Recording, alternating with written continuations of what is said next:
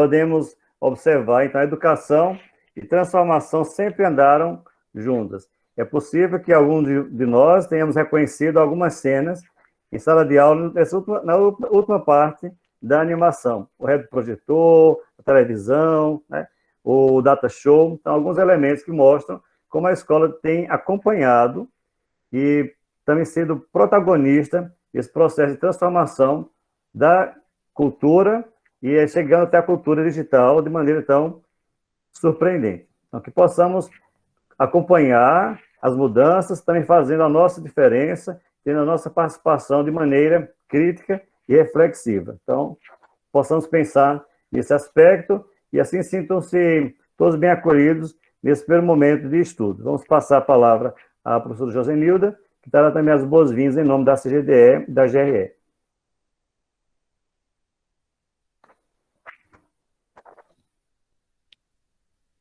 Professora Josenilda. Obrigada, professor José Barros. Bom dia, né, com esse acolhimento significativo, né, com um clima gostoso aqui entre também, que nos faz refletir sobre as mudanças, com esse sentimento, né, de que precisamos realizar reflexão pedagógica, que precisamos rever práticas e posturas que nós iniciamos a nossa formação de língua portuguesa com um bom dia carinhoso, caloroso, com um abraço da nossa gestora regional, professora Neto Ferraz, e com o desejo de uma formação onde haja participação efetiva de todos os membros, né? O nosso objetivo de hoje é dialogar sobre o currículo do novo ensino médio, a formação geral básica, como instrumento norteador e basilar na escola, conforme a Lei 13.415 de 2017, as diretrizes curriculares nacionais do ensino médio, a portaria 1432 de 28 de dezembro de 2018, que instituiu os itinerários formativos, tudo isso, né, em consonância com a Base Nacional Comum Curricular. Então, é uma manhã recheada, né, de novos saberes e novos conhecimentos. E conosco estão os formadores, professor José Barros, professor Jean Carlos. Eu não sei se a professora Aurice se encontra, né? Ela está de gozo de férias, não sei se ela... Eu não a localizei aqui na sala, geralmente ela gosta de participar mesmo estando de férias, mas não a localizei. Então, assim, um time da GRE preparado, né, e um time que vem no sentido de contribuir, de colaborar com essa discussão nesse processo que estamos vivendo atualmente, né? Essa já é a última formação, aliás, são as últimas, língua portuguesa e língua inglesa estão acontecendo hoje, né, da formação geral básica.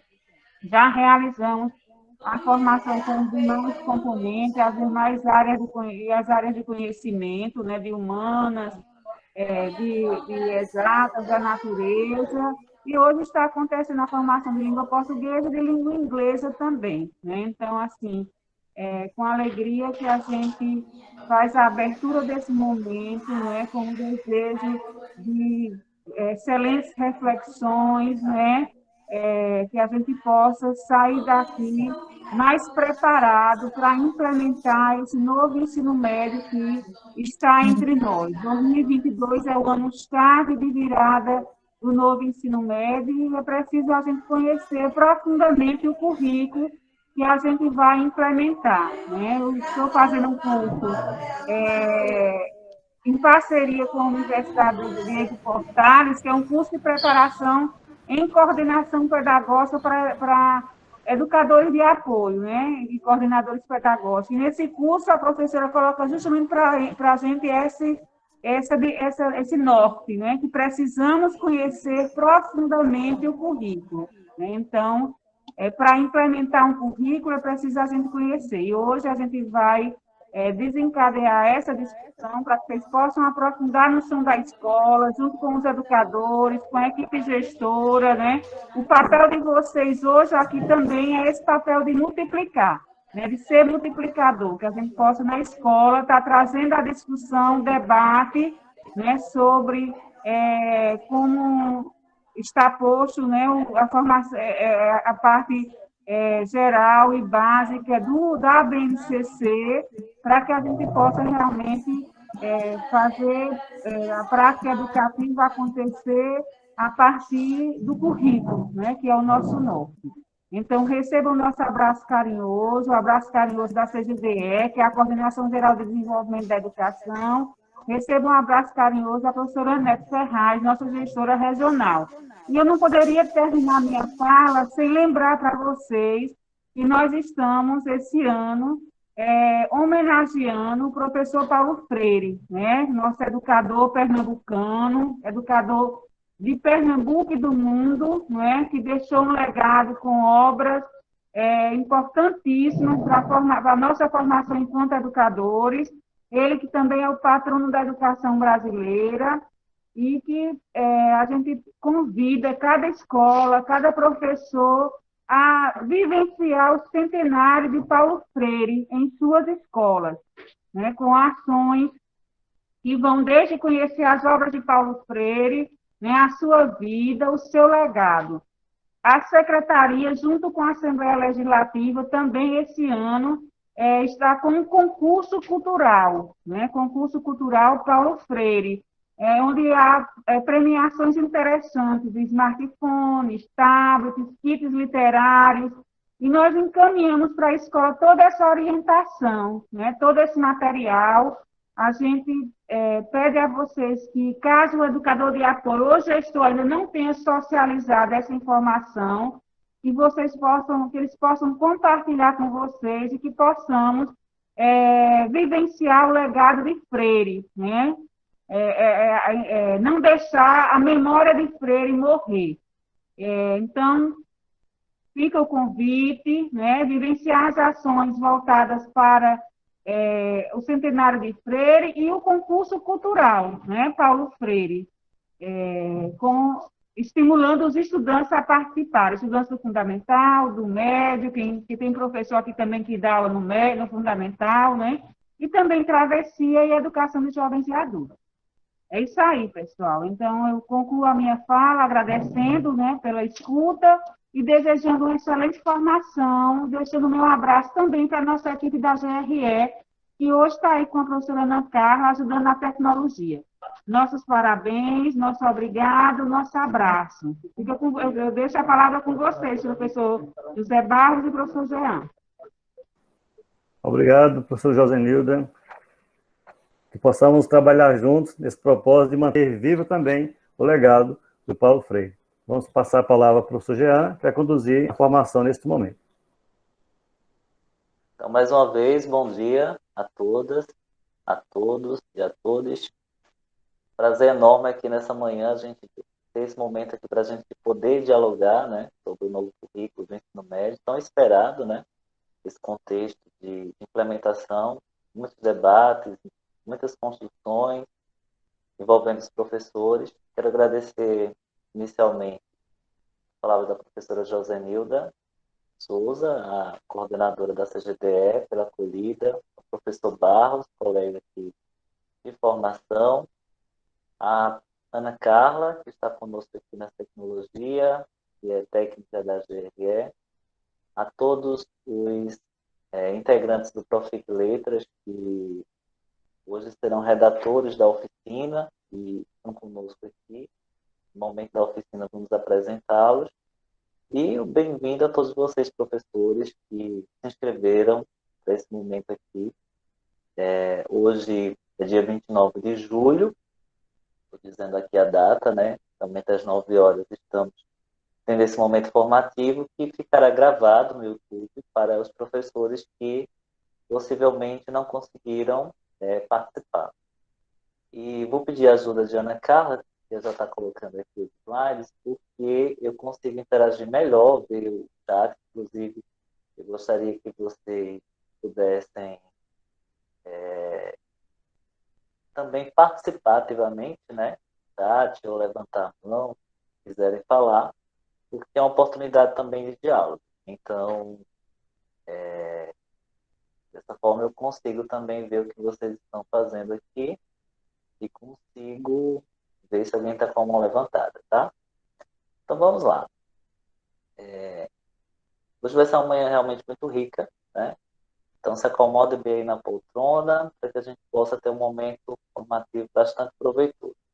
Então, todos os professores e professoras que, não vou citar os nomes aqui, temos mais de 70 professores até o momento, né? Rostos conhecidos, eu já estou vendo alguns rostos conhecidos aqui, nossos, né? De outras formações, e que no momento da interação a gente vai poder conversar. Bem, então o propósito inicial essa formação ela traz algumas partes, né? A apresentação do histórico, de como foi elaborado o currículo de Pernambuco. Brevemente, a gente vai apresentar uma linha do tempo. Depois, destacar alguns instrumentos normativos do ensino médio que regulam realmente todas essas mudanças que se apresentam. E essas mudanças, elas acabam construindo uma nova arquitetura, né, do ensino médio em Pernambuco. Então, é importante a gente visualizar como é que isso vai funcionar na prática.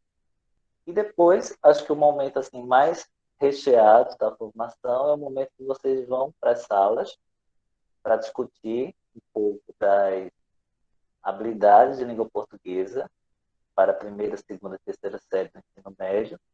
E nesse momento vocês terão a oportunidade de visualizar a partir de questões de diálogo, né? Então vai ter um momento de interação também. Então, para iniciar, né, a gente apresenta aí o histórico, né? Como é que começou, de fato, toda essa construção, né, do currículo do ensino médio em Pernambuco. Inicialmente, a gente teve a própria primeira versão da BNCC, né, que foi em 2015 ainda. Então, foi uma discussão que iniciou não no governo atual, né, mas no governo anterior, essa discussão para um novo currículo, né, uma nova base nacional comum curricular. Essa construção, ela se dá, né, não só em nível de Brasil, vários países buscam construir um novo currículo, né, pensar um novo modo de educação, principalmente em função das novas tecnologias, ou seja, o universo cultural, digital, né, a internet, tem mudado de forma, tem transformado, né, as formas de interação na sociedade, mudado o trabalho, a cultura, a sociedade, e por essa razão há um grande movimento de transformação, de reforma em todo o mundo, né, em diversos países. E o que mobiliza principalmente isso é o PISA, né, a avaliação, inicialmente em língua portuguesa e matemática. Então, a segunda versão, a partir da construção e diálogo com professores e especialistas, surge em 2016. Em dezembro de 2018, aí, tem aprovação em Pernambuco do currículo do Fundamental e Médio. Na realidade, 2017, a BNCC, ela tem a versão final do Fundamental e Médio, só que não existem dois documentos, então fica faltando o ensino médio. Aliás, 2017, o Fundamental e a Educação Infantil fica pronto, né? A BNCC, 2017. 2018, já é possível se construir, aprovar o currículo de Pernambuco. Então, com um ano após a BNCC ter sido construída em 2017, 2018, nós temos o documento oficial do Estado de Pernambuco, que é o currículo de Pernambuco do ensino da educação infantil e do ensino fundamental. E aí fica faltando o ensino médio. Então, quando a BNCC do ensino médio foi concluída em 2018, começa a construção, né? Audiência pública, no Conselho Nacional da Educação, ensino médio. Em agosto de 2018, foi encaminhado ao Conselho Nacional de Educação e o documento de Pernambuco, a BNCC. Todos os estados fizeram essa colaboração, né, no sentido de construir a BNCC. E a homologação ela acontece realmente só no final de 2018. A gente tem um documento oficial. Hoje, a BNCC tem mais de 600 páginas, acho que 600 páginas, se não me engano, exatas, porque ela engloba aquela versão lá de 2017, que é do ensino fundamental e educação infantil, e ensino médio. Então, é um documento único. Então, a partir de 2019, vamos avançar um pouco agora, e em maio, eu acho que muita gente se lembra desse momento histórico, né? O dia D da BNCC, 10 de maio, um dia para a escola parar realmente, para poder analisar a BNCC, estudar, dar sugestões, contribuir. E em julho e agosto houve a escuta dos professores, através de formulários. Os professores puderam opinar sobre as habilidades, puderam sugerir modificações, e houve uma consulta pública da formação geral básica, né? Em dezembro. Também foi outro momento histórico. Então, avançando, eu acho que agora... Pode avançar, Ana Carla, por favor. Bem, eu acho que encerra aqui, né? Nós temos os seminários em julho de 2020, da formação geral básica, elas foram todos online. Tiveram a participação de tanto os técnicos de diversas regionais, como também professores representantes de diversas regionais do estado de Pernambuco. Se não me engano, são 17 regionais, e nós tivemos representação de língua portuguesa, por exemplo, de professores daqui do Sertão Médio de São Francisco, e de todas as gerências regionais de educação. Em setembro e outubro, foi a consulta pública, né, sobre os itinerários formativos. Porque uma dinâmica diferente que tem o ensino médio é que nós temos a formação geral básica e os itinerários formativos. Então, em 2018, se começa a discutir os itinerários formativos. Há uma entrega da versão do currículo do Conselho Estadual de Educação em 2020, e agora, em fevereiro, início de fevereiro, tivemos a aprovação do Conselho Estadual da Educação. Ou seja, realmente o currículo do ensino médio está pronto, né? Em formatação e edição para as escolas. E aí, alguns destaques, né, pessoal, que a gente coloca, o que faz todas essas transformações, né? O que provoca todas essas transformações no ensino, né? Primeiro, pensar que a Lei 13.415, né, a Lei de Reforma do Ensino Médio. Acho que uma mudança muito significativa é a carga horária, né? A gente tinha 800 horas, né, por ano. Há um requisito lá de 1.400 horas, e que inicialmente vão ser 1.000 horas. Também torna-se obrigatório, né, o ensino de língua portuguesa e matemática durante primeira, segunda e terceira série, né, língua portuguesa. Ela permanece, não será muito afetada nesse sentido da configuração.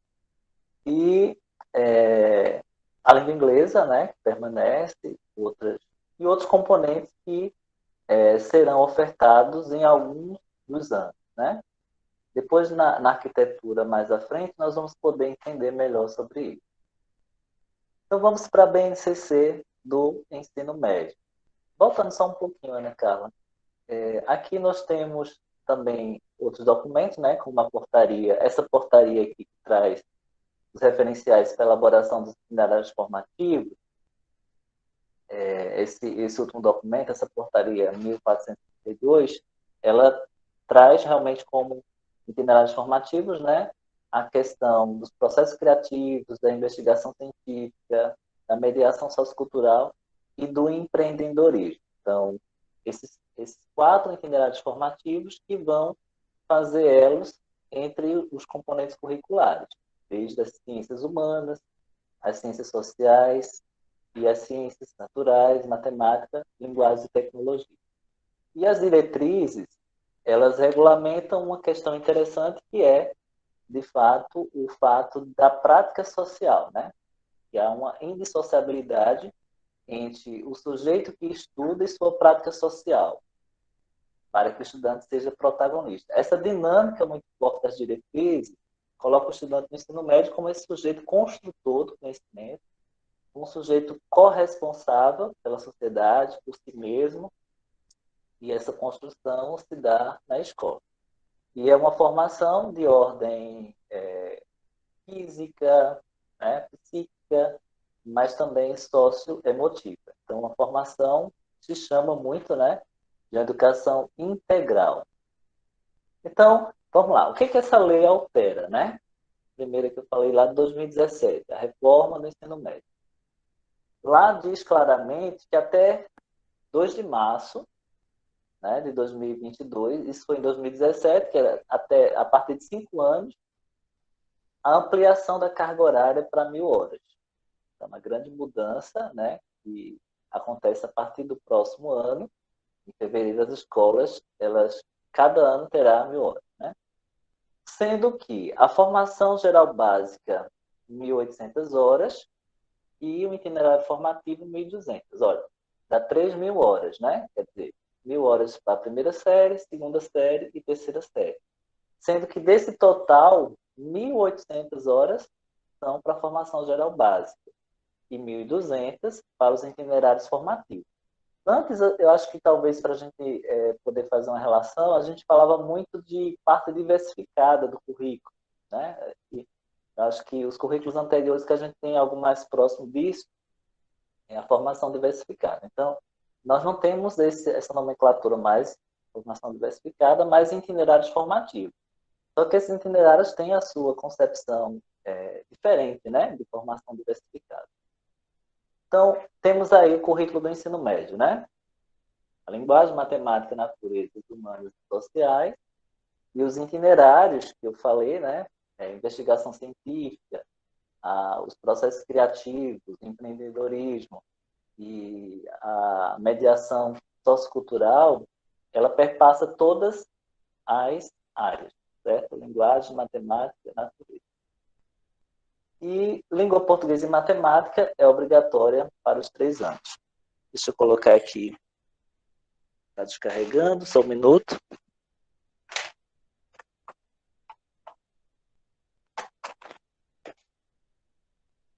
Pronto.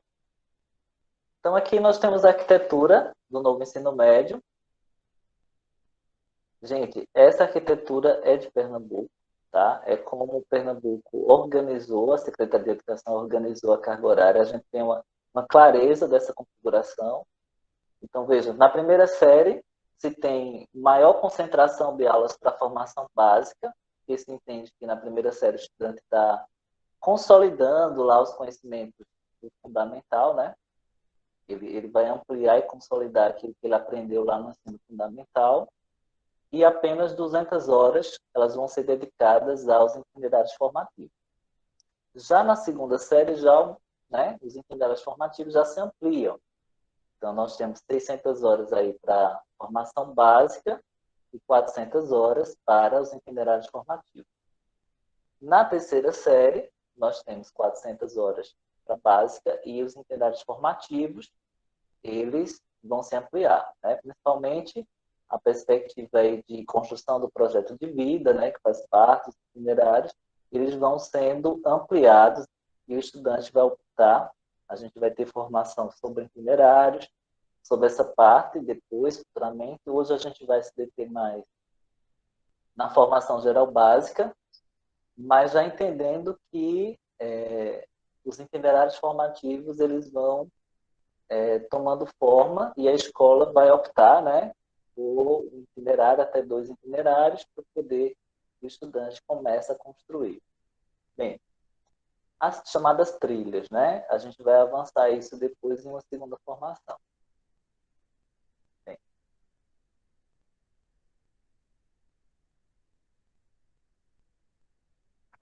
Então, aí a gente também tem um pouco dessa configuração, do que muda, né? Bom, a formação geral básica, vamos imaginar aqui as 1.800 horas, que são distribuídas da primeira, segunda e terceira série, né? Elas seguem o quê? Elas seguem a BNCC.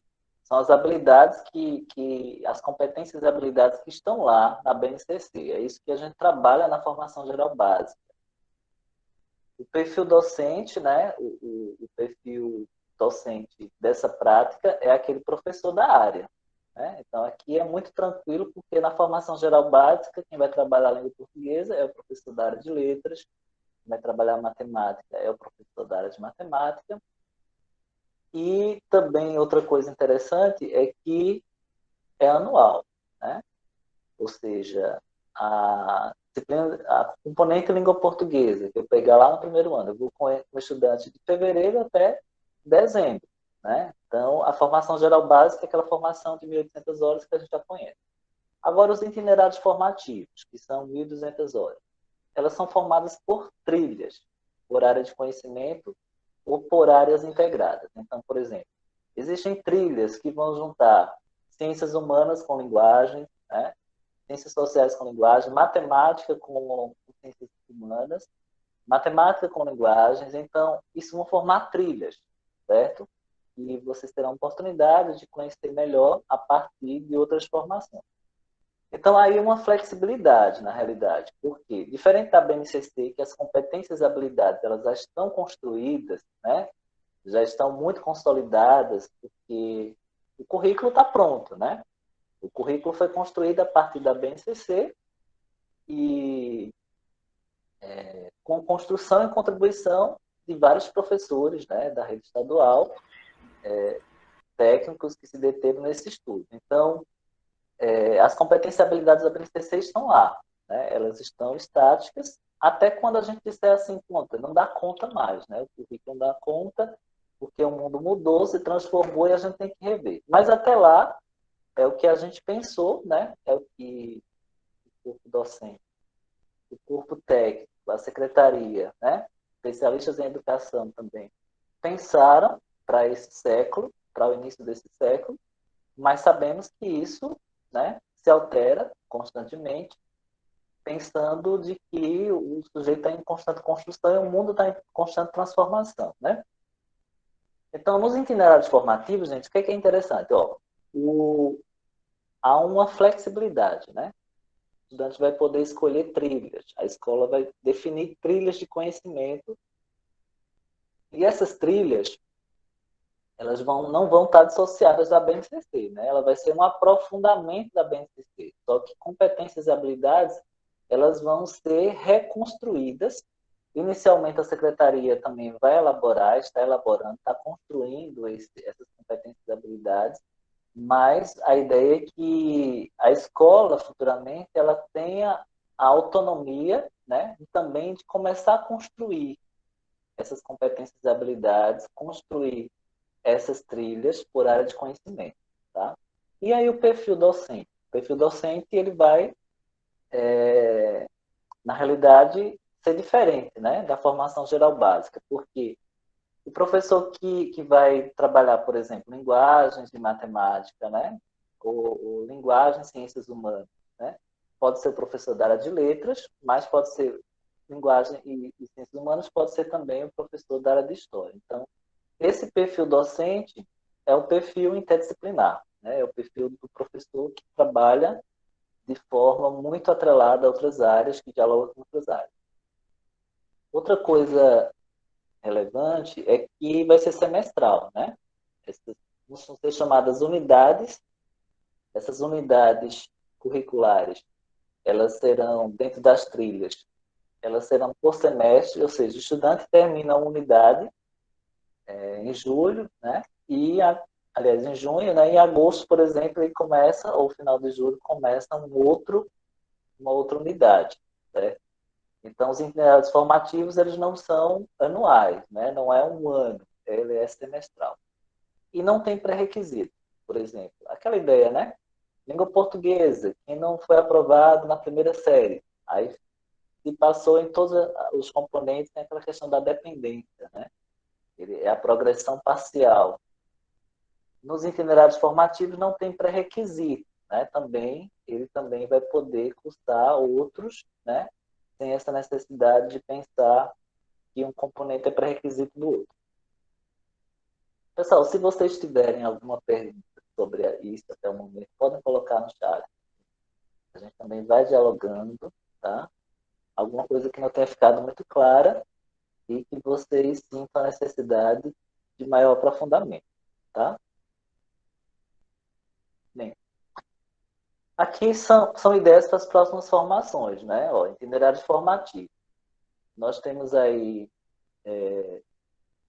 algumas confluências de áreas, né? Linguagem e suas tecnologias, ciências humanas e sociais aplicadas, ciências da natureza e suas tecnologias, matemática. E elas formam trilhas. Vejam que esses campos com setas são trilhas, né? Por exemplo, dentro de linguagem e suas tecnologias, nós temos lá línguas e culturas de mundo, são trilhas. Comunicação, identidades e expressividade. Aí você diz, isso são os componentes, né? Na realidade, são as trilhas. Na realidade, ainda não são o nome do componente, né? O nome das unidades semestrais. Dentro dessas trilhas terão unidades, por exemplo, línguas e culturas de mundo. Vão ter 2, 3, 4 unidades que serão trabalhadas dentro dessa perspectiva de itinerário. Mas a gente não vai aprofundar, é apenas uma apresentação para a gente entender as trilhas das áreas de conhecimento que se formam, né? Pensando aí mais no nosso contexto, né? Linguagem e suas tecnologias. Temos aqui mais um desenho das trilhas integradas, né? E eu vou me deter aqui, por exemplo, linguagens e humanas. Na relação de linguagens e humanas, nós temos do lado direito aqui diversidade e cultura do meu lado direito, né? Cultura e territorialidade. Dentro de matemática e linguagem, dessa trilha, nós temos matematização, design e criatividade, e temos natureza e linguagem, nós temos do lado esquerdo, modos de vida, cuidado e inventividade. Também esses vão ser temas das próximas formações. Bem, então hoje a gente vai se deter um pouquinho mais da formação geral básica, né? Pensando mais nesse contexto mesmo da área de linguagem, suas tecnologias, mas já com esse olhar mesmo para a língua portuguesa, né? Que é a nossa área de conhecimento. Então, nós temos aí a orientação da BNCC, né? E se no ensino fundamental o objetivo era ampliar as práticas de linguagem, né? Era trabalhar a questão das manifestações e construir a vida social, né? Diferentes culturas, locais. No ensino médio, a gente vem consolidar isso, vem ampliar essas discussões. Então, nesse contexto, quando a gente pensa em objetivo, a gente fala de práticas de linguagem, de manifestações corporais, artísticas. A prática de linguagem, ela indica que não é do ponto de vista apenas teórico. Né?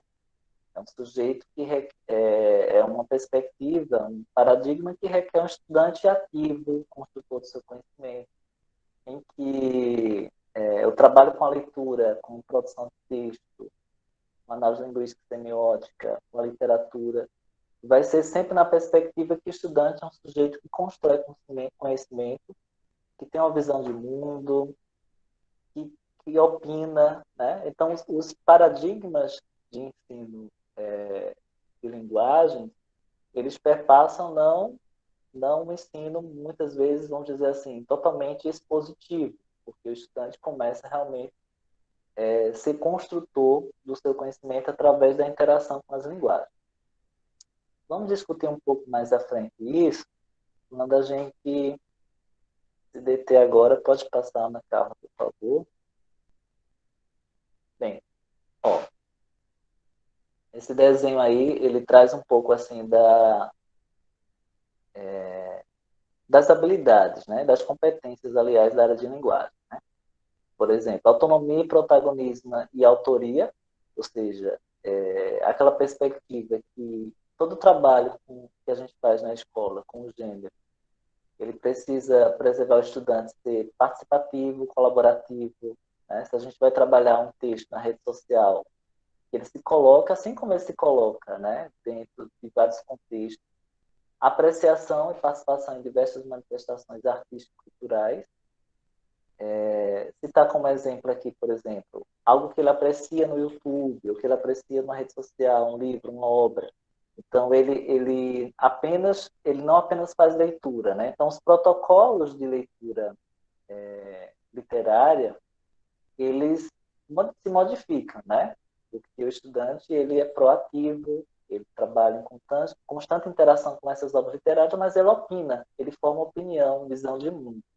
E isso não para o professor, não para o contexto apenas da sala de aula, mas numa interação social, em algo real, né? Então, eu crio possibilidades dele interagir. Por exemplo, se eu crio uma possibilidade, um Instagram da escola, né? Instagram da turma, mas é um Instagram da turma que, na realidade, é uma simulação do real, né? Da situação real que ele está em constante interação lá no próprio Instagram,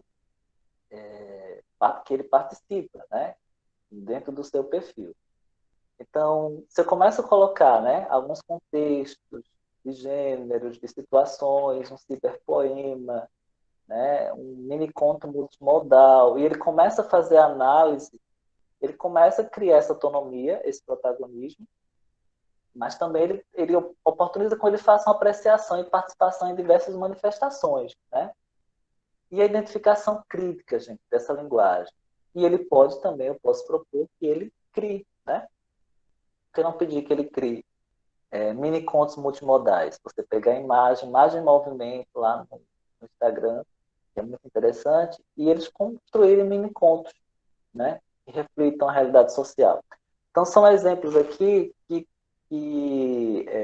mínimo exemplo, para a gente pensar que o estudante ele realmente vai ser sujeito autônomo e que a minha aula, né, ela vai ter menos espaço para exposição, né, didática, e mais espaço para construção coletiva. Porque o que muda realmente, gente, nessas novas tecnologias? Assim, muita coisa muda. O que muda realmente? É que é uma educação aberta. É que existem novos modos de aprender. Tiramos isso pela nossa própria experiência, na verdade. Hoje, na internet, com as tecnologias, quantas formas temos de aprender que não aquela apenas que o professor está explicando em sala de aula? Então, favorecer uma dinâmica na sala de aula em que os sujeitos, em equipe, em grupo, eles construam conhecimento, isso é muito favorável e muito necessário para esse contexto atual do ensino de língua, né? Do ensino da linguagem. Porque favorecer essa prática crítica, a criatividade do estudante, essa autonomia, não vai ser efetivada se eu ficar minha aula 100% expondo, né?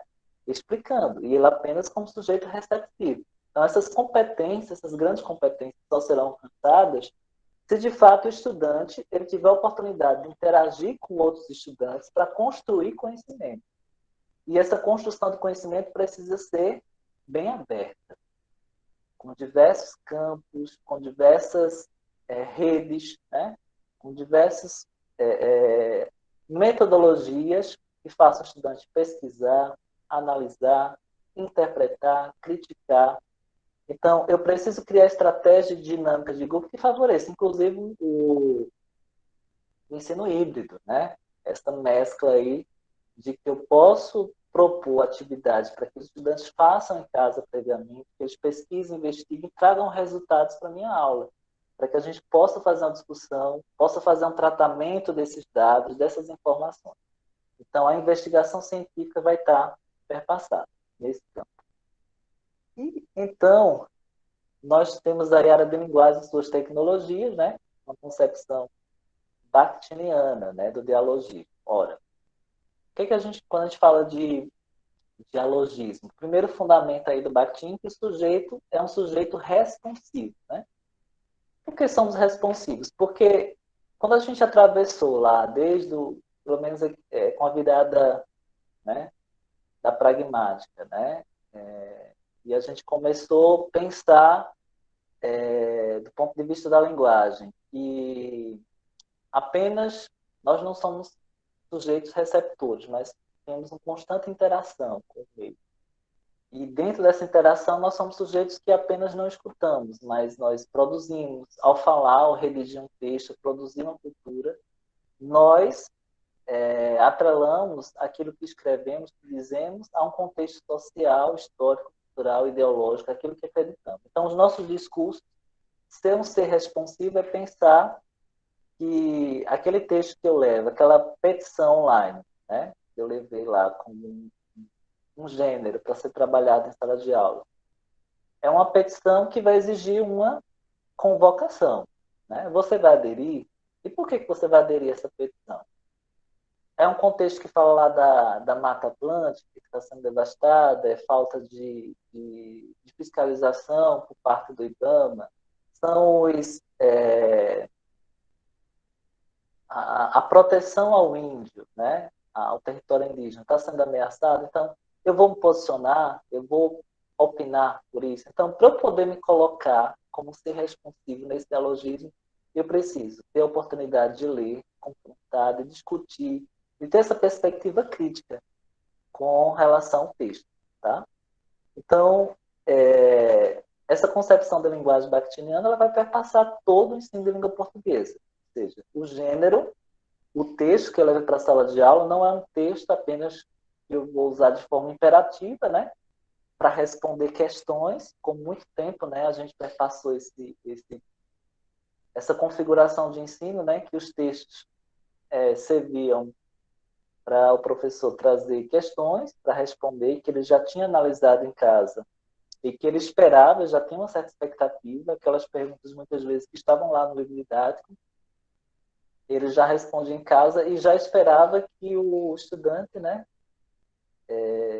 tivesse uma resposta na sala de aula muito semelhante à sua. Se diferisse muito é porque ele não conseguiu até alcançar o nível de interpretação que você alcançou.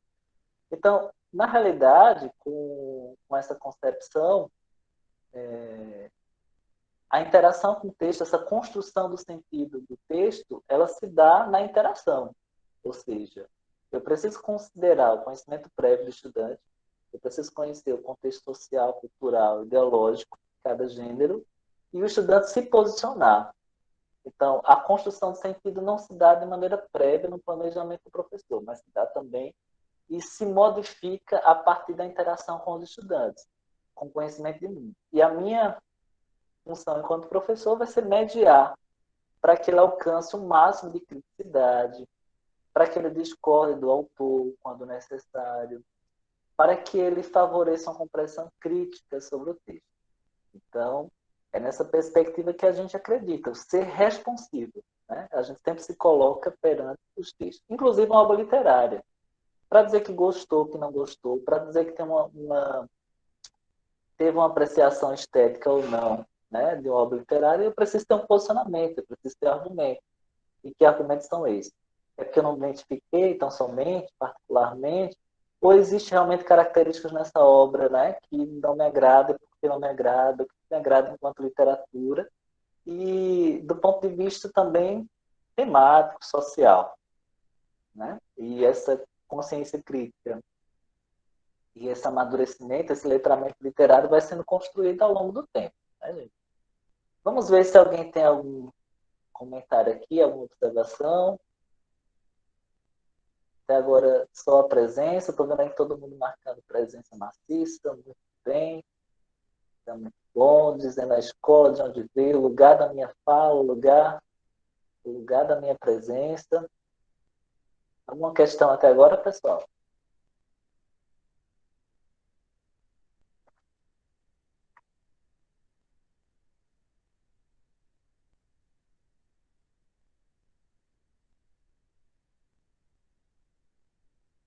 Bem, eu vou avançando aqui e mais uma vez eu digo a vocês, se alguém quiser falar, é só levantar a mão, tá? E a gente faz a gente possibilita isso. E tem alguma pergunta aqui agora, o material, sim, será disponibilizado, Marcelo, com certeza. A gente vai disponibilizar esse material. Bem, vamos avançar agora para falar um pouquinho da formação básica da língua portuguesa. Gente, se tiverem exemplo, se tiverem contexto, se tiverem alguma coisa que eu disse, eu penso um pouco diferente, fiquem à vontade para dizer, porque aqui é uma construção, né? É construção de conhecimento e é importante que a gente se posicione. Pode avançar, Ana, por favor. Bem, agora a gente vai tentando destrinchar um pouco o que tem diferente, né? Do estender língua portuguesa. Ó, uma coisa que a gente que permanece lá são os eixos, né? A gente sabe que leitura, produção de texto, análise linguística, agora tem essa dimensão também na análise linguística e semiótica e oralidade, mas algo diferente agora são os campos de atuação, né? Principalmente nessa perspectiva do dialogismo, mas eu diria até que do interacionismo sociodiscursivo, né? Porque os gêneros são instrumentos, né? Aí como o Dawes traz, né, o Schneerli, de que os gêneros são instrumentos mesmo de comunicação, de se posicionar no mundo, de transformação através das atividades de linguagem. Então, vejam só, gente, a BNCC traz 5 campos aí. Esses 5 campos de atuação, logicamente que vão envolver práticas de linguagem, que vão envolver gênero. Até porque lá, dentro da perspectiva mesmo do Grupo de Genebra, né, o Dawes ali, eles, dentro da didática, trazendo aí o que o Broncar traz do interacionismo discursivo, de que é impossível o sujeito se posicionar na sociedade sem ser por meio do gênero, sem ser por meio de um estilo pronto, já disponível na sociedade. Imagina se você dissesse assim, eu quero fazer um requerimento, né? Eu sempre faço de fazer um requerimento. Se não existisse esse modelo de requerimento, né? Todo mundo tivesse que inventar um modo novo, a comunicação seria muito prejudicada. Seria muito difícil a gente entender as intenções. Por quê?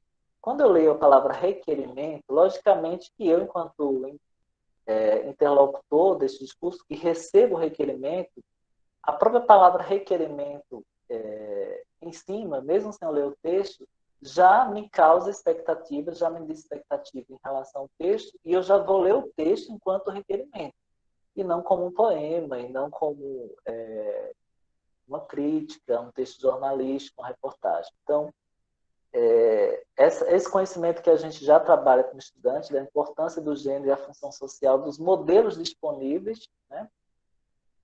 E esses modelos disponíveis, eles são modos do nosso agir no mundo. O que é interessante a gente trabalhar muito? Eu tenho muito enfatizado isso com residência pedagógica, que eu trabalho como docente orientador aqui no Núcleo de Letras de Petrolina, em 3 escolas daqui da regional, e a gente enfatiza muito essa questão, né, de que os gêneros são modos da gente atuar no mundo de forma inventiva, criativa, crítica, social, da gente se posicionar. Então, por exemplo, diversos campos aqui que a gente vai trabalhar um pouquinho, né? Eu acho que esses campos, quem já participou das formações do currículo, do fundamental, vai poder lembrar, a gente já discutiu muito sobre esses campos, né? Eles estão disponíveis lá na BNCC. E eu vou explicar a seguinte, Ana, porque no slide seguinte a gente já tem um pouco desse panorama. Por exemplo, a vida pessoal, né? Quais são os gêneros, né, que poderiam favorecer esse engajamento crítico, ético, né, em relação às questões coletivas, o resgate da trajetória, as antipatias, as angústias, os temores, porque essa construção da vida pessoal, ela perpassa o olhar para o outro, o olhar para si mesmo, o olhar para o outro e o olhar para o mundo. O se reconhecer nesse mundo social é muito importante nesse campo de vida pessoal. Então, se o estudante, por exemplo, ele está vendo essa semana a gente está com construção de um artigo com a Andressa e Sara, né, sobre o gênero linha do tempo, que é interessante, né? E eu fiquei imaginando também, a gente teve um trabalhão para construir a linha do tempo lá do Paulo Freire, na GRE, né? Cortando cartaz, isso é muito interessante. E essa construção, né, de uma linha do tempo, ela é interessante para a gente pensar um pouco que referências a gente tem. As biografias das pessoas, né? De estudiosos, de pesquisadores, de políticos. São momentos que a gente vai se enxergar e ver pontos positivos ou negativos. grandes historiadores, de pessoas, né, que são referências de algum ponto de vista ético, estético, pessoas que lutam por causas sociais.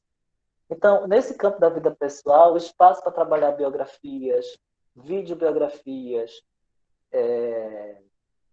trabalho com linhas do tempo e outros gêneros que favoreçam, né, gente, esse mapeamento de trajetória, essa ampliação de referências. Porque a nossa construção social, né, que a gente tem daquela perspectiva lá, que a aprendizagem, né, vigotskiana, que trabalha na interação social, eu preciso de referências para construir a minha identidade, o meu ser social. Então, é por essa razão que o campo da vida é tão importante, porque, afinal de contas, eu vou construir o meu projeto de vida. E para construir o meu projeto de vida, eu preciso ter referências. Eu preciso saber o lugar em que estou, as dificuldades, as limitações, os problemas da comunidade. É tanta coisa, né, que a gente pode trabalhar. E quanto a linguagem pode favorecer isso, porque a linguagem transmite a memória do nosso lugar. A linguagem transmite os conhecimentos acumulados por gerações para a gente pensar o nosso papel social. Então, o campo da vida pessoal é fundamental para a gente se inserir nesse contexto, né? Então, é uma perspectiva aqui da BNCC entre várias questões, né, que a gente pensa de limitação. Mas é uma questão muito interessante, né? Eu valorizo muito esse campo. Eu digo assim, entre outras questões, porque sabemos, né, que não podemos enxergar a BNCC também como um documento, tudo é maravilha, né? A gente tem que pensar sempre com posição crítica, né, que esse documento ele pode refletir a realidade, né, pintar a realidade, mas o que a gente vai perceber se esse modelo da reforma do ensino médio vai realmente trazer resultados positivos é quando as avaliações, as novas avaliações, né, implementadas pelo Ministério da Educação começarem a ser efetivadas, a gente perceber se esse modelo realmente vai ser condizente com as necessidades contemporâneas. Uma coisa é certa, né? A necessidade de mudar, ela é emergente, porque a gente tem um outro cenário educacional. Se esse modelo vai ser um modelo ideal que vai conseguir dar conta das nossas necessidades, isso é algo que a gente vai avaliar daqui a pelo menos 10 anos, né? E a gente vai se transformar. Mas que essa necessidade é urgente, emergente, sim. E outro campo aí importantíssimo, só voltando aqui, o campo da prática de estudo e pesquisa, né? É aquele momento realmente que o estudante vai fazer análise, né? Vai refletir, vai estudar. É um momento de investigação. É um momento que ele produz textos, resenhas, resumos, textos síntese, que eu coloco para que ele faça investigação na internet, mas ele apenas não copia as informações, né? Ele tem o seu posicionamento crítico, ele saiba realmente selecionar informações que sejam confiáveis e que tragam também a sua autoria. Então, essa prática de estudo e pesquisa é muito importante, inclusive eu trago também o ponto de vista ético da pesquisa, né? Que é aquela questão de que ele não vai apenas copiar, né? Mas ele problematiza. E é nesse momento que uma pesquisa bem formulada é uma pesquisa que traz uma problematização. Eu fico imaginando aqui, gente, eu trabalhei em formação de professores já há algum tempo. Eu lembro que em 2010 eu trabalhava em formação de professores numa rede municipal, né? Numa rede municipal. E os professores diziam, não, mas a gente passa uma pesquisa, os estudantes trazem da internet, não tem como. Tudo que a gente passa, eles copiam, né? Colam, não faz essa reflexão. Aí eu sempre enfatizava, gente, o problema, uma questão está na problematização. Porque se você dá um título para a pesquisa, títulos se encontram muito facilmente.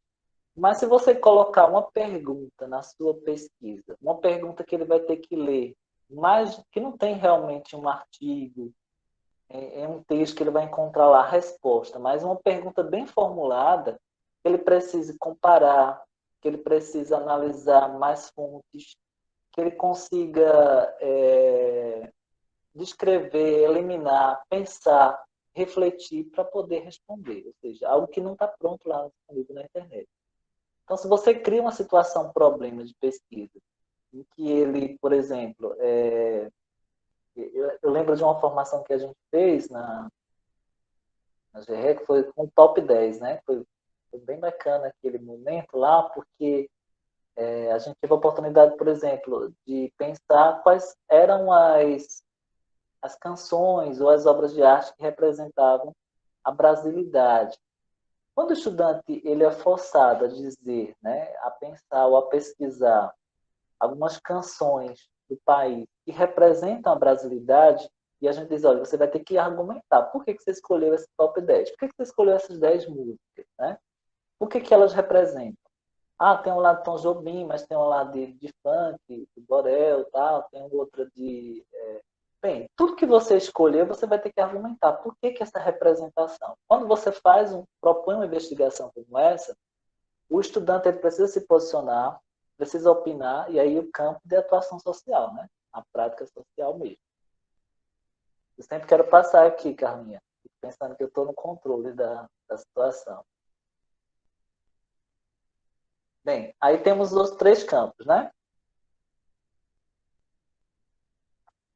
Bem, pessoal, do campo jornalístico midiático, eu vou só destacar aqui que é um campo realmente de opinião, né? A notícia, a reportagem, o editorial, são textos que sempre trazem informações, a charge, as fake news, né? É um momento para comparar fato e opinião, para discutir sobre o pós-verdade, para discutir aspectos que analisam não só o fato em si, mas o efeito desse fato, né? Isso também é muito, né, muito contemporâneo na mídia, né? A gente escuta, a gente ouve muitos fatos narrados por diversas versões, diversos pontos de vista, por diversas ideologias, diversas perspectivas. O mesmo fato ocorrido, por exemplo, vou citar aqui um exemplo, né? Acho que teve essa semana foi a questão do CNPq, né? O HD lá queimou, todo mundo ficou sem lápis, aí, meu Deus do céu, agora como é que eu faço? O pessoal foi... Então, tiveram diversos pontos de vista, né? Jornais, revistas, se posicionaram na televisão. Cada posicionamento reflete também, né? Posicionamento ideológico, crenças, né? Então, isso eu preciso trabalhar do ponto de vista realmente da opinião do estudante, né? E o campo da atuação na vida pública, esse campo também traz uma reflexão assim bem relevante, porque ele parte do ponto de vista dos textos jurídicos, né, legais, normativos, que são pouco trabalhados na escola. Eu acho que talvez o Estatuto da Criança e do Adolescente, né, que tem mais um certo lugar, mas muitas vezes falta espaço para trabalhar, por exemplo, o Código de Defesa do Consumidor, né? Agora tem acho que a educação valor, acho que a professora Josenildo pode até me ajudar, se ela estiver aqui ainda. Tem um projeto agora muito interessante que é essa educação fiscal, né? E aí dialoga muito com esse campo de atuação da vida pública. E é o momento que eu tenho consciência, por exemplo, no Código de Defesa do Consumidor e também nos textos legais, a própria legislação que regulamenta os gastos públicos. Então, essa consciência também dos meus gastos enquanto pessoa, né? Consciência. Então, aí é momento para reivindicação, petições, manifestos, e o estudante se posicionar dentro da sua comunidade, dentro do seu local. Ele também ter consciência dessas associações, movimentos estudantis que estão presentes, que lutam pelos direitos da comunidade, da sociedade. Então, eu acho que o Grêmio também é um campo que pode favorecer muito, né? É um lugar que pode favorecer muito esse campo de atuação na escola, né? Pensando no contexto mais amplo. E por último, não porque seja nesta ordem, mas aleatoriamente aí ficou por último é o campo artístico, né? Aquele momento da apreciação estética, mas também de construção da nossa identidade, porque a literatura nos mostra, né? A literatura, as obras de arte, nos mostra quem somos, nos reconhecemos nessa obra de arte, e é o momento também de vivenciar processos criativos. Gente. Um grande desafio mesmo, e talvez a gente trabalhava pouco, talvez, a produção de texto literário, mais a leitura, é que o campo do artístico literário perpassa o trabalho com oralidade, ou seja, os gêneros orais da literatura, né? Se a gente imaginar aqui textos que demandam realmente a vocalização, né? A declamação, mas também os gêneros que demandam a nossa produção escrita. Então, os processos criativos, ficcionais, trabalho com a ficção, não só do ponto de vista da leitura, mas de escrita, né? De produção de texto literário. Quem participou daquela oficina, web oficina que tivemos aqui, com o Picton, através de HQs, né? Com a construção de HQs no aplicativo Picton. Então, é um grande exemplo de como a gente pode trabalhar esse campo de atuação artístico literário, né? Um processo criativo. A ferramenta ajuda muito, né? A produção. Mas isso não quer dizer que o estudante também não possa produzir no papel impresso e criar suas próprias tirinhas de modo criativo, né? Bem, agora nós temos aí um mapa, né? Um quadro, aliás, de como esses campos de atuação desaparecem, né? Nos anos iniciais nós temos um campo que ele perpassa só o campo da vida cotidiana, que é só nos anos iniciais, né? O campo artístico literário, ele começa, né, esse trabalho com a literatura desde os anos iniciais e vai até o ensino médio. Estudo e pesquisa também. O campo da vida pública, ele também inicia lá nos anos iniciais e vai até o ensino médio. O jornalístico midiático inicia aí a partir do sexto ano, né? O estudante começa a trabalhar essa dinâmica com os textos do universo do discurso jornalístico, né, e da mídia. E o campo da vida pessoal, ele realmente é quando o estudante está construindo também seu projeto de vida, tem esse destaque no ensino médio. Bem, pode avançar, por favor. Eu gosto sempre de mostrar esse desenho aqui nas formações, porque ele nos dá um panorama bem interessante. Então, nós temos 4 práticas de linguagem na BNCC. E depois vocês vão ver que, para o estado de Pernambuco, o letramento literário também foi adotado como uma prática de linguagem, que eu achei também bastante relevante. Então, os campos, na realidade, eles são transversais, né? Eles perpassam todos os eixos, né? Ou seja, o jornalístico, né? Os gêneros jornalísticos, os gêneros literários, a vida pública. Eu vou dar exemplo aqui dos gêneros literários, né? Se eu trabalho, por exemplo, com o artístico literário, eu vou trabalhar a leitura dos gêneros, a produção desses gêneros literários, mas também vou trabalhar a oralidade nesses gêneros literários. Vou também fazer análise linguística e semiótica.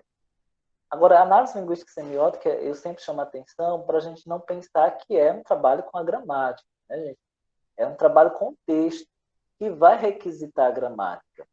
Porque já imaginou a gente começar a fazer análise gramatical de textos literários que vão empobrecer realmente a riqueza do literário. Então, eu analiso os efeitos de sentido desse literário a partir das construções linguísticas, mas pensando que a finalidade é a apreciação estética. De que modo aquele recurso que o Machado de Assis utiliza naquele texto, né? Aquele recurso linguístico, ele possibilita, né, a minha fruição. Olha, eu gosto quando Machado de Assis ele faz esse diálogo, esse dialogismo com o leitor, né? Ele chama a atenção do leitor. Então, parece que o início dos contos, dos romances, é uma tentativa de justificativa, né, do que ele vai fazer. Então, esse diálogo, essa interação, essa aproximação, eu acho muito interessante, eu gosto. Então, eu estou apreciando e, ao mesmo tempo, eu estou falando do ponto de vista linguístico. Então, não é do ponto de vista linguístico que eu vou falar de nomenclaturas, né? Dizer que utilizou ali um advérbio ou utilizou um pronome. Não. É do ponto de vista linguístico da apreciação estética, uma compreensão crítica. Claro que as nomenclaturas vão aparecer, mas não temos, na realidade, essa finalidade de detalhar o que o estudante memoriza, né? Mas, um pouco a mais, são a partir dessa junção, Ana Carla, pode baixar, ainda tem outra animação, que vão surgir os objetos de conhecimento. Ó. Uma perspectiva que a BNCC traz é sair daquela questão do conteúdo, da perspectiva de conteúdo, né? Ensino conteudista, que é muito criticado, ou seja, eu trabalho com habilidade, já que o ensino de conteúdos não me leva a um lugar definido. São as habilidades que mobilizam, que dizem onde eu quero chegar. Qual a finalidade que eu tenho com a educação? São habilidades. Conteúdos, eles são estáticos, né? Eles podem levar para muitos lugares ou lugar nenhum. Então, é a habilidade que me diz assim, olha, que estudar um gênero com a finalidade tal. Eu vou estudar determinado aspecto linguístico com a finalidade de produzir determinado texto. Então, são as habilidades. E essas habilidades estão reunidas em objetos de conhecimento.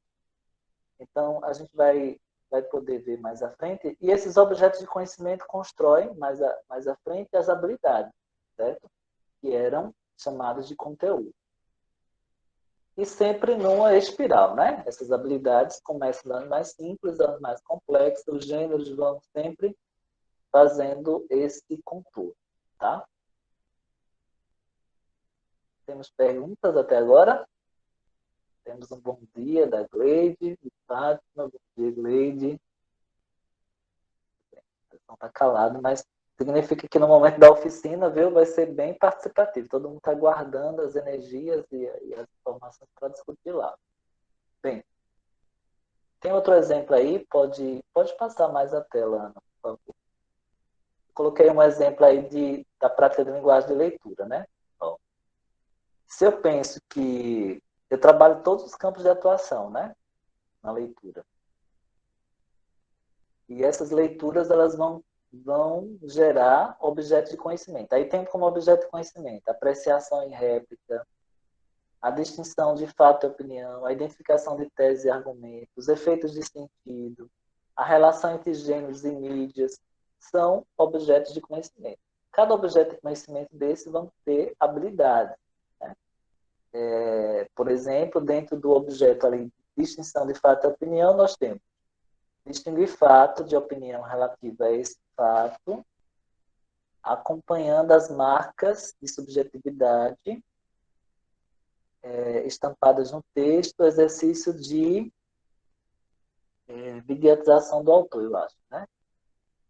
Então, aqui eu tenho realmente o que eu espero, né? Na habilidade eu tenho aquilo que o objetivo esperado em relação a esse objeto de conhecimento. Podemos avançar um pouco mais. Ó, aqui vamos falar um pouquinho da formação geral básica em língua portuguesa. Ó. Como é que são construídos, né, os eixos de língua portuguesa? Cada trabalho com os eixos, leitura, oralidade, trabalho. Habilidade da linguagem geral e habilidade da língua portuguesa, né? E formam os campos de atuação e, por sinal, vão formar os eixos. A gente vai ver esse exemplo mais à frente. Isso de forma mais detalhada. Pode passar. Pronto. Aí o movimento didático, ele precisa contribuir. Qual é o centro do trabalho com língua portuguesa? É o texto, né? Continua sendo o texto, sempre foi o texto, desde os parâmetros curriculares nacionais, que a gente entende que o texto, o gênero, que perpassa o ensino de língua portuguesa, né? Uma aula sem texto, como objeto de conhecimento, como objeto de análise, ela não é aula de língua portuguesa. Ela pode ser outra coisa, né? Mas não vai ser aula de língua portuguesa, porque eu estou sempre trabalhando algo que é dentro do contexto. Então, se eu vou trabalhar a gramática é em função daquele texto, em função das necessidades que aquele texto requisita, né? Então, do ponto de vista semântico, para trabalhar os efeitos de sentido, mas também da pragmática, os efeitos de sentido em um contexto real de interação, né? Multissemiótica, os textos hoje no universo digital, né, estão multifacetados, juntando imagem, cores, movimento. Próxima semana nós temos uma formação, inclusive, sobre gramática, design visual. Certo? Vai ter um momento de inscrição a partir de amanhã. Nós vamos divulgar o link tanto no grupo de língua portuguesa, do WhatsApp, quanto no grupo de educadores de apoio, os gestores vão passar para vocês. Vai ser muito interessante para a gente trabalhar, será com a professora Renata Rios, para a gente poder trabalhar um pouco como analisar a semiótica no texto, né? A análise semiótica do texto, a partir da gramática e design visual. E a análise linguística, né? O campo linguístico. De que forma os recursos linguísticos interferem nessa construção do sentido. Então, esse movimento aí, ele é muito importante. Podemos avançar. Pronto. Isso aí foi só uma seleção de algumas habilidades da formação geral básica, né? Que nós destacamos. Assim como elas se apresentam. Como os professores pensaram, porque as habilidades do Estado de Pernambuco elas foram reconstruídas pelos professores de todo o Estado. Tinha a habilidade da BNCC e ela foi redesenhada a partir da leitura. E nos seminários, uma participação, teve a construção final. Então, alguns verbos que aparecem aí, investigar, analisar, produzir, compreender, né? Revisar, são habilidades gerais. E tem outras agora que dos itinerários, já nos itinerários as habilidades estão assim, né? Aprofundar, consolidar, incorporar valores, analisar, investigar, analisar a situação, problema, levantar e testar hipóteses, selecionar e mobilizar conhecimento para propor e testar soluções. De avançar? Bem, bom. Aí é uma comparação, esse quadro comparativo aí, entre o currículo de Pernambuco, aquele que a gente está trabalhando esse ano ainda no ensino médio, e o currículo de língua portuguesa da BNCC, né? O que muda? Eixos ou campos, né? A gente tem, em vez de conteúdo, objeto de conhecimento, lá, o que a gente tem como expectativa de aprendizagem, a gente vai chamar sempre de habilidade agora, e antes um conteúdo demandava mais uma expectativa, agora é uma habilidade, demanda mais um objeto de conhecimento. Então, avançando. Pronto. Aí a gente tem uma distribuição, gente. Essa distribuição aqui eu acho que é interessante até vocês fazerem uma foto, se quiserem, mas o slide vai ser enviado. Ao todo, os itinerários formativos, né? Já a informação dos itinerários, eles têm 121 habilidades. E serão distribuídos assim, né? Aliás, as habilidades da formação geral, desculpa, na formação geral, são 121 habilidades de língua portuguesa para a formação geral, certo? Que vão subsidiar os itinerários formativos. Dessas 121 habilidades, que é um documento que foi enviado por e-mail, mas quem não recebeu vai receber, ou quem não teve oportunidade de ver vai ver, elas estão distribuídas em cada série. Né? São 50 habilidades na primeira série, 38 habilidades na segunda série e na terceira série do ensino médio, 33 habilidades. E outra configuração. Lembra que eu mostrei lá que a formação geral básica na primeira série ela é maior e vai diminuindo a formação geral básica para deixar espaço para os itinerários formativos? Então, a partir de fevereiro de 2021, a primeira série do ensino médio, quem começar a nova primeira série, vai ter essa configuração. Primeira série com 5 aulas de língua portuguesa. Quando o estudante chegar na segunda série, ele só vai ter 4 aulas de língua portuguesa. E na terceira série vai ter 3 aulas de língua portuguesa. Por quê? Porque a formação geral básica ela diminui para entrar os itinerários formativos. Tá? Eu estou falando aqui das escolas que não são de tempo integrais, né? Claro, logicamente, as escolas que têm uma carga horária maior, isso vai alterar, e aí vai depender da situação de cada carga horária do tempo, né? Da jornada de cada escola. E os eixos, pessoal, leitura, oralidade, análise linguística e semiótica, produção de texto, que antes era escrita, e não está na BNCC, mas está no currículo de Pernambuco, é o letramento literário, como um eixo. Né? Que é muito importante, muito relevante, apreciado já, uma dinâmica por todo mundo. Que não substitui lá o campo artístico literário, porque a dimensão do letramento literário é um posicionamento crítico, definido, mais definido. Né? Pronto. Então, os objetos de conhecimento mantêm habilidades, pode avançar essa parte, são pré-requisitos para desenvolver essa habilidade. E aí eu tenho um exemplo aí para vocês das habilidades e objeto de conhecimento. Ó, por exemplo, essa habilidade tem um código EM, né? Que é ensino médio. 3, tem um 3 aí. Primeira a terceira série do ensino médio, ou seja, ela vai ser trabalhada da primeira e na terceira série. LGG, ela é de linguagem, é a habilidade de linguagem 101. E LP de língua portuguesa 04 alterada por Pernambuco. Então, o código ficou bem grande, né? Porque diz tudo isso. Então, ela diz assim: identificar efeitos de humor e ironia em diferentes gêneros textuais, destacando aspectos relacionados à criticidade e à intencionalidade discursiva no que se refere à construção da textualidade e suas marcas linguísticas. Qual é o objeto de conhecimento? Os objetos são aquilo que a gente pode conhecer como foco do trabalho, que é o quê? Os aspectos linguísticos, semânticos, visuais e discursivos responsáveis pelo humor e pela ironia. Então, todo humor e ironia, essa construção demanda aspectos semânticos, linguísticos, também visuais, porque a gente tem hoje muita tirinha, muita charge, muito texto de humor que usa recurso visual, né? Muito importante. Podemos avançar. Olha, aqui a gente tem uma distribuição geral, pessoal. Ó, a primeira série, por unidade. Veja, primeira unidade são 3 habilidades, segunda unidade, 3 habilidades, terceira unidade, 12, quarta, 12. Vejam que as habilidades vão diminuindo também, né? Na segunda série, varia entre 9 e 10, e na terceira série, 8 a 9 habilidades em cada unidade. Então, ao todo aí, dá 121 habilidades do ensino médio. Eu já disse a vocês, as nossas 121 missões aí dentro do ensino médio do que a gente fala do contexto de formação geral básica, tá? Missões entre aspas, viu, gente? Temos aqui a distribuição, uma explicação de como foi feito. Como é que a secretaria distribuiu, né? Esse mapa que vocês acabaram de ver. Primeiro, a ideia que tinha que ser equitativa, né? O número de bimestres, o número de habilidades. E em todos os bimestres, contemplar os 5 eixos e os 5 campos de atuação. Gente, isso é muito importante para a gente frisar. Ó. Os campos de atuação que eu acabei de falar, estudo e pesquisa, né? Artístico literário, jornalístico midiático, eles estão em todo bimestre.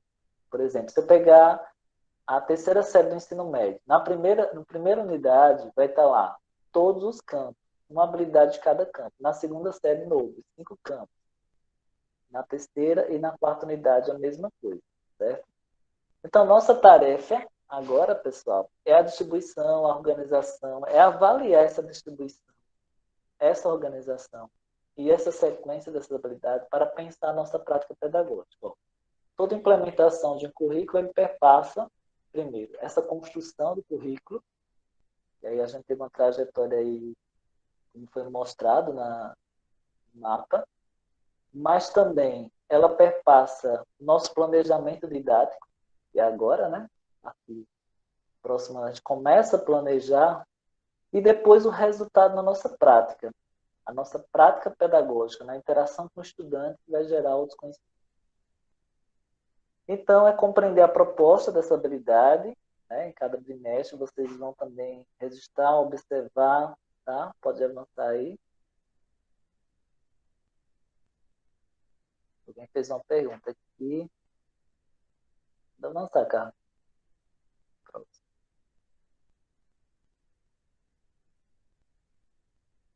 Permanecerão os 4 bimestres em Pernambuco. Então, Tereza, é o seguinte. Os 4 bimestres de língua portuguesa, como eu falei lá, né? Se eu entendi bem sua pergunta, cada série, né? É 4 bimestres. Aí aquela distribuição que eu mostrei agora são as habilidades por bimestre, 4 bimestres. Porque a gente está falando da formação geral básica. A formação dos itinerários é que ela não é o ano todo. Ela é semestral. Então, as trilhas que vocês têm oportunidade em outras formações é que elas são semestrais, ou seja, o estudante ele conclui um componente do itinerário formativo em 6 meses. No outro semestre já começa um outro itinerário, certo? Claro que o CIEP vai se ajustar a isso, né? A escola, a dinâmica de escolaridade vai se adequar a essa demanda, né? Essa demanda da reforma do ensino médio, mas a formação geral básica ela permanece, tá? Espero ter entendido, ter respondido pergunta. Ok. Bem, agora a gente vai apresentar um pouco do organizador curricular. E aí a gente tem uma proposta. Essa proposta vai ser respondida lá nos grupos, tá certo? Daqui a pouco eu vou mostrar a vocês como é que vocês vão entrar. E é o seguinte, tá? Deixa eu fazer a leitura aí, por favor, Ana. Esse é o último slide. Tá? Quais, vocês vão identificar, né? Quais as principais mudanças identificadas nesse componente? Vocês vão citar 3 ou mais. Escolham uma habilidade de cada ano, primeira, segunda ou terceira série, e surjam ferramentas tecnológicas que viabilizem o trabalho a partir desses objetos de conhecimento. Identifique 2 desafios. Eu vou pedir a Ana para compartilhar a tela agora. Vou tentar mostrar aqui para vocês um pouco do desenho. A gente para a parte prática, tá? Quando aparecer aqui, vocês me avisam, por favor.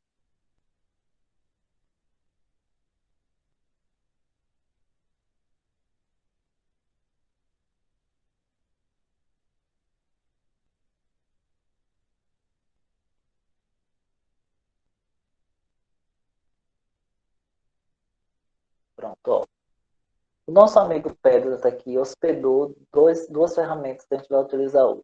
Esse primeiro aqui são os links das salas, certo? O pessoal vai colocar para vocês aí esse link do Pedro que vocês vão acessar. E esse aqui é o organizador curricular. Eu vou clicar aqui no organizador e aqui estão as habilidades por bimestre, da primeira à terceira série do ensino médio, tá?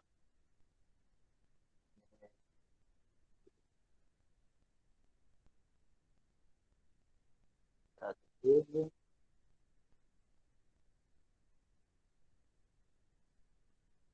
Agora foi. Então é o seguinte, nós não vamos dividir as equipes por série, certo? Mas por unidade. É o seguinte, quem ficar com unidade 1 vai olhar as habilidades da unidade 1 da primeira série do ensino médio, que está com o nome primeiro ano, né? Mas a gente ainda chama muito primeiro ano, segundo ano, terceiro ano do ensino médio. Mas o documento, as próprias normativas atuais da BNCC e de reforma do currículo vai dizer que são séries agora e não ano. No ensino fundamental a gente continua primeiro ao nono ano e no ensino médio, primeira à terceira série. Mas aqui nesse documento a secretaria mandou com um ano. Então, por exemplo, para a primeira série, quem ficar com o grupo A, a equipe A, vai analisar a primeira unidade, tanto da primeira série, depois avança, aí aqui já começou a segunda unidade, aí não vai olhar, aí vai lá para a segunda unidade da segunda série, e depois a primeira unidade da terceira série. Quer dizer, quem ficar com a primeira unidade vai analisar a primeira unidade da primeira série, da segunda série e da terceira. Quem ficar com a segunda, a mesma coisa. Tá? Então, vocês vão olhar por unidade junto com os relatores. Aqui são os links das salas. O que é que vai acontecer? Né? Vocês vão acessar esse material aqui para poder voltar para cá, né? Depois que terminar o oficina. Certo? Alguém vai ficar fácil aqui. Ó. Esse é o link da formação geral. Esse é o link que vocês entraram aqui, todo mundo. Tá? Então, quando terminar a sala, eu tenho que lembrar de vir aqui para entrar nessa sala novamente. Vai dizer qual o tempo que vocês vão ter lá nos relatores e vocês voltam para cá. E aqui são as equipes. A equipe A, aí tem um link. Quem ficar na equipe A vai clicar nesse link, né? E vai se posicionar para a sala 1 daqui a pouco. Aqui já tem a lista dos participantes, né? Vocês que se inscreveram. Então, você olha aqui, está em ordem alfabética, quem ficou na equipe A, tá? Tá aqui. A equipe B, que vai olhar a segunda unidade, tá aqui os números, tá? Eu estou passando rápido, mas vocês, quando acessarem o link, vocês vão ver, tá? A terceira unidade tem o link também, a lista dos participantes, é o grupo C. E a equipe D, e vai ficar com a quarta unidade também a lista dos professores e o link, tá? Então, vamos lá. Eu vou apresentar primeiro os... Eu acho que a gente pode... Eles podem se apresentar mesmo lá, mas eu já vou brevemente dizer aqui quem são, certo? Os, os relatores são os estudantes da graduação em letras, da UPE, do Prof. Letras. Na equipe A, o grupo vai estar lá com Núbia e Amaro, tá? Vou colocar aqui para apresentar, para ficar mais visível. Eles vão se apresentar para vocês lá.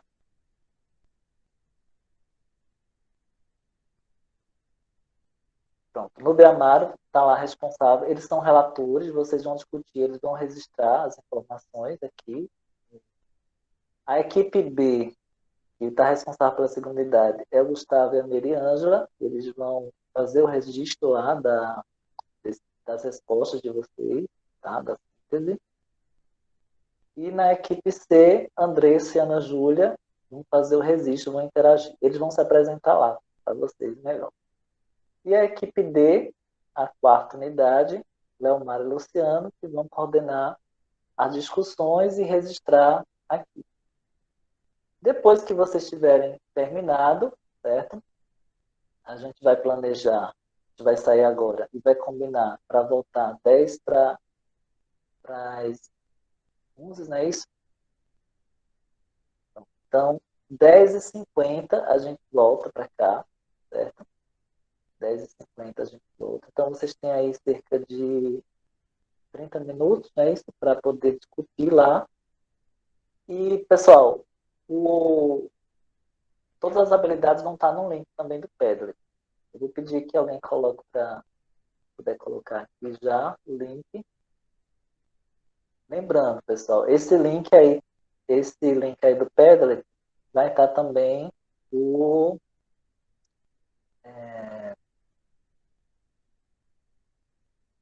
organizador curricular, né? Com as habilidades que eu acabei de mostrar.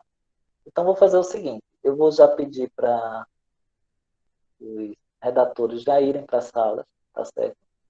E vou pedir também que o pessoal coloque o link aqui do Padlet, para que o pessoal já possa acessar. Pronto, a Mara já colocou o link, é só vocês clicarem aí e ir para a sua sala. Olha o nome que está a sala onde está seu nome, e você já se direciona lá para a sala. E aí, já vou pedir que o pessoal os relatores já podem sair, tá? Para lá, para receber